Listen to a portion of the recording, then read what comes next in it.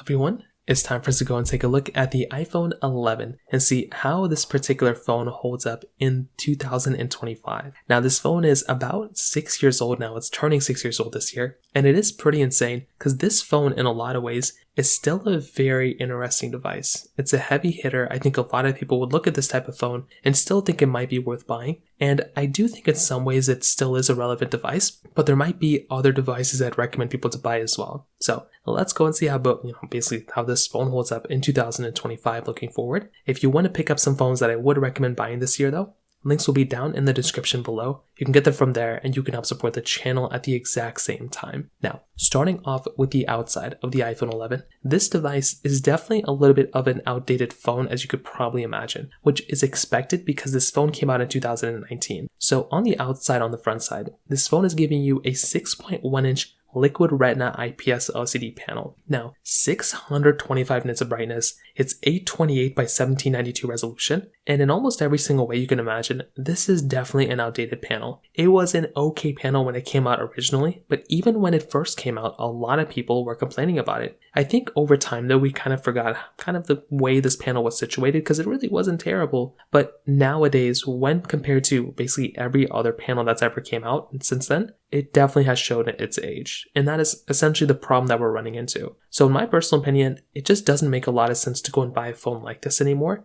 In some ways because of the panel, that's kind of what some people may say. So that's kind of the problem that we're running into. It's like, why buy this type of device when you can buy a better one for a cheaper price at this point? And this is probably the biggest, con of this phone that I can imagine as this point. Lightning port at the bottom, getting your curved sides, which still look good for the most part, not too much to complain about there. You're getting your, glass back, dual camera setup, and that's kind of really what you're getting. There's not really like a massive, selling point of this phone anymore, to be honest, because it is kind of a relatively older styling of device. You're getting wireless charging on the backside, and that's kind of it. So in a majority of ways, that's kind of what you're running into here. But I would still probably tell you, right, the build quality of this phone still looks pretty good, right? It still feels like a pretty decent performing device. It doesn't feel like super terrible, which is something I respect about this phone. But also, I feel like if you're going to go through and buy this phone right now, I don't think you would feel like you're getting like a terrible priced phone in all regards. So I think that's the big thing to keep in mind here too. But I would say regardless of that, this type of device, there are a lot of reasons why this device is definitely showing its age. Now, number one, the biggest thing to keep in mind here for the most part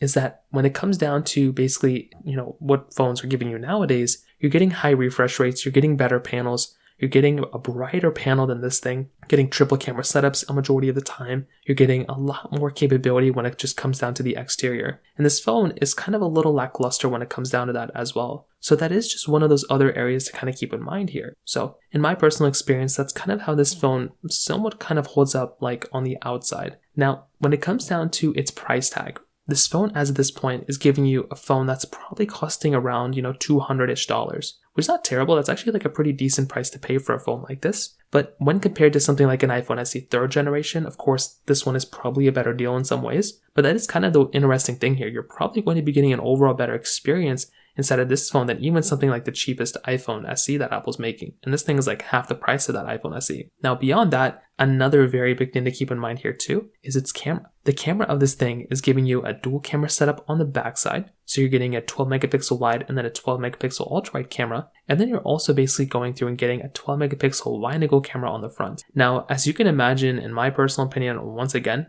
I feel like this type of phone is actually not terrible, right? The camera is actually pretty decent. Because you're getting 4K at 60 on the front and the back, this type of camera is really not that bad. And I do think if you are going to go through and pick up a phone, you're not really going to feel like you're having a terrible type of experience on this type of phone. But keep in mind, when compared to a majority of phones that have came out since then, you are going to be getting somewhat, again, like not that great of an experience when compared to the latest competition. So what do I mean by this? Well, number one, if you're looking at something like the iPhone 11, this phone is not giving you a telephoto lens. So you only really have like 5x zoom on this thing, which really is not that great. So that right there, you're kind of missing out on. But also another area of this phone that you're missing out on is the fact that you're not really getting like any really cool improvements when it comes down but the other thing to keep in mind here too is that this phone is kind of missing out on some other areas that we would probably imagine that would look better on this phone too. Like there's a lot of like Apple AI features that improve the cameras as well, and this thing's not really getting those types of enhancements. But I would probably tell you this camera, it's definitely not a con, but even when compared to like an iPhone 15, like that one's giving you more zooming in capability than this particular device was giving you. So I think this in and of itself was another one of those things to kind of keep in mind there as well. Now on top of that,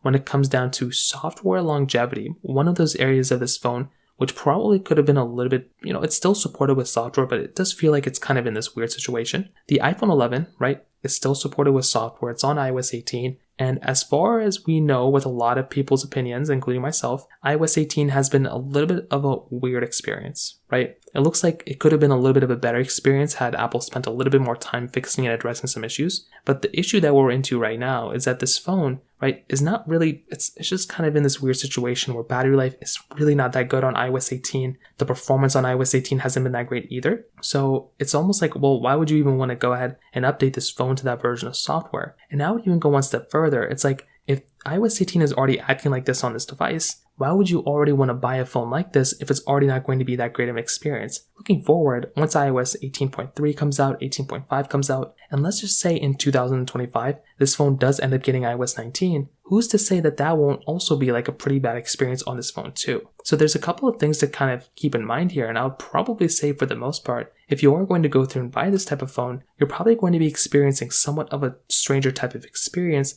especially looking forward to all these different types of, updates that Apple's going to be giving us. So I think that in and of itself, once again, is just another one of those big things to keep in mind. And finally, when it comes down to the performance of this phone, you're basically getting the Apple A13 Bionic chip inside of it with 4 gigabytes of RAM. Now the RAM side is actually decent, right? It's not terrible. It's a good amount of RAM to have inside of a device. So I think this in and of itself, once again, is another one of those nice things to have. But it really, once again, just comes down to your particular device and your performance levels. This thing, when compared to something like an iPhone, 16, it's not really going to be that great of a performing device. I think everyone kind of knows that. But even when I compare this thing against my iPhone 13s, there are some pretty big differences, right? You do notice a few differences here and there on iOS 18, and you do feel like you are getting a substantially slower device. So I say that to say, once again, it might make a lot of sense if you're in the market, if you want to pick up a device, it might make more sense to buy something a little bit better just because it might be giving you just an overall better, faster experience at that point too. So overall, when I look at the iPhone 11 in 2025, I think there are some decent highs with this type of phone. Number one, you're basically getting, a cheap phone. You're getting a cheap phone and it's a decent device and it's still supported with software. It performs well, it's okay for its price, but it's not a standout phone. It doesn't make me feel like I'm getting a device that's amazing for the price. I feel like when I buy something like an iPhone 13 Pro,